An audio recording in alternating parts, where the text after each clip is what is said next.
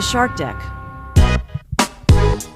I'm Johnny Mac with your daily comedy news. Over the weekend, Dave Chappelle and the Roots performed at the Roots Picnic in Philadelphia. Jon Stewart and Michael Che also there. The Inquirer writes the picnic arrived with an air of mystery, in part because no cell phones were allowed, and thus there was no social media sharing of valuable jokes or controversial remarks. Access was not provided to the media. The Inquirer paid its own way in. If your ticket was on your phone, Stafford scribbled seating information on a Post-it note.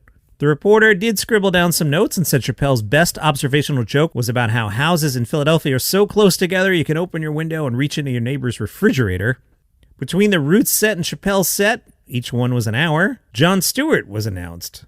Jon said Chappelle and the Roots were among the few things that could get him to drive his old ass down the turnpike. Stewart riffed on how decrepit he is, including needing reading glasses to look at porn on his phone. He closed with an excellent routine about how it's easier to buy an AR-15 rifle than adopt a cat. The Inquirer writes, all right, but what about Chappelle? Was he funny? Was he offensive?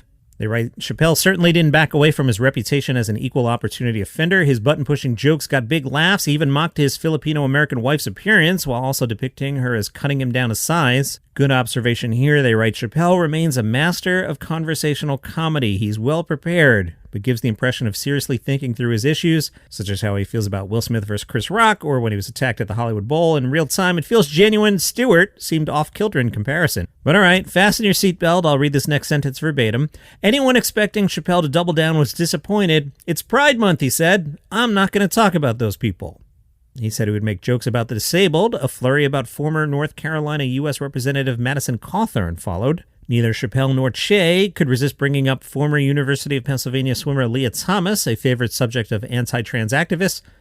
But both comics came to the same conclusion expressed by Chappelle: let the B word swim. Nate Bargatze is going to be the pace car driver at the NASCAR Cup Series Ally 400 in the Nashville Superspeedway on June 25th. The GM of the track said, this summer we'll provide the most thrilling entertainment in Nashville. There's no better entertainer out there than Nate Bargatze to take part in our remarkable event to bring fans from Middle Tennessee and across the country and the world together right here at Nashville Superspeedway. Joe Rogan had Shane Gillis, Mark Normand, and Ari Shaffir on his podcast. They talked for 2.5 hours. One topic, the Bud Light controversy. Rogan said, they should hire Kid Rock to be the spokesman. Gillis said, we talked about it last night. That would be the best. Ari Shaffir suggested 30-second Kid Rock commercial. Let him go nuts. Shane Gillis said, keep drinking Bud Light. It's what you enjoy. I mean, come on, man. We're all talking crap on phones that are made by sweatshops. It's all nonsense. Rogan suggested using internet meme character Pepe the Frog holding a Bud Light, saying, feels bad, man. Rogan continued and said Bud Light should go full heel, using the wrestling term for bad guy. The folks over at Cracked.com caught Mike Birbiglia on the Working It Out tour.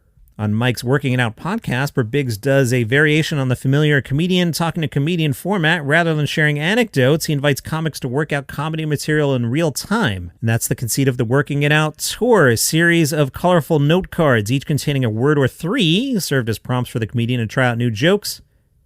He even dissected his success rate as he worked through the new bits. For example, the audience liked when Birbiglia described his days as a single man searching in vain for a partner who was interested in being naked at the same time.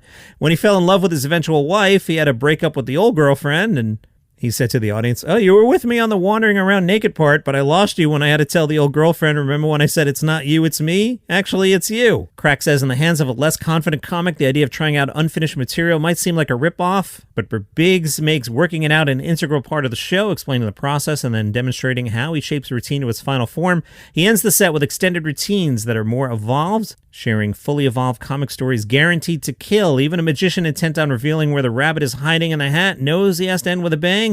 In this case, knowing how the trick was done just made it more satisfying. There's a roast battle league. I find this fascinating. Comedian and writer Pat Barker describes Roast Battle as one of those shows that always ends up entertaining even if it doesn't go well. Barker has competed in 45 Roast Battle contests, and over the weekend was representing Los Angeles in a Roast Battle League tournament against the best roasters from Tokyo. What? This is insane. I love it. Last year, local champion Paige Wesley encountered Joe Urel, a battler with cerebral palsy. He'd quipped, oh, big surprise, Paige hating on a vegetable. Wesley retorted, Joe's birth mother had a drinking problem. Well, I mean, she was pretty good at it for like 9 straight months. Wesley says, one of my favorite parts of roast battling is radical self-acceptance. To get good at it, you need to be comfortable with the roastable things about yourself. Watching a good battle feels like admitting we're all humans with flaws and being able to laugh at it makes us all feel better about being flawed. The Roast Battle League was launched last summer with teams from LA, San Diego, New York, Chicago, Austin, London, and Tokyo. In LA, league-specific battles have found a monthly home at Culver City's Jam in the Van. 3 rounds plus overtimes, and it often ends in a draw. They're even working on creating a Hall of Flame. In every league location, there are 3 official rules. 1, original material only. 2, no physical contact. 3, exception to number 2, which is every battle ends with a hug.